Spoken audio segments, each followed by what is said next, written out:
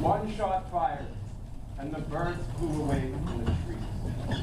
They said Lee Harvey Oswald was a communist, which is why the bullet came from the left. 2 shots fired, and the way he clutched his throat, 3, then 4, like a concerned mother leaning in so close to his face, either to kiss him or whisper in his ears. 5 shots fired. Brain fragments and mist sprayed your face while people screamed. You ran to the back of the trunk and grabbed a piece of mind that your husband had been shot in the face. Remember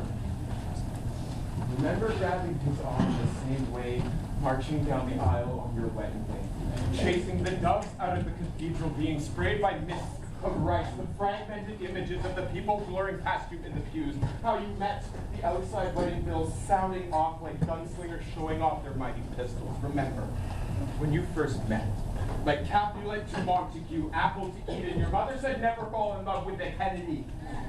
You couldn't help it. Filled with poise and promise, you were the future he wanted, and him, with youthful charm and ferocity, was the future you could inspire. You were too kidding. You wanted to grow up and play white birds. As the wedding band on your fingers started an orchestra of a swan song, because the crickets of his inattention sounded off between the grandfather clocks, and you could see it in his eyes, the way that he could move beyond political strings and political whims. This was not the future you fell in love with. This was not the man that promised you the best.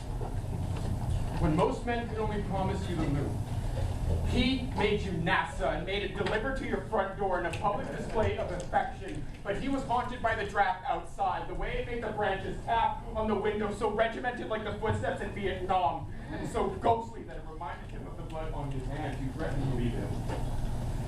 And in a fit of rage, he looked you in the face and started screaming World Bank secrets to the public. He started slamming doors in front of the military. He started speaking the truth.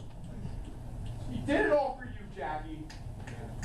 Because love is a future worth dying for. And when you put on your big Coco Chanel suit with matching Goldbach hat, 1 shot was fired, and the world became afraid for generations.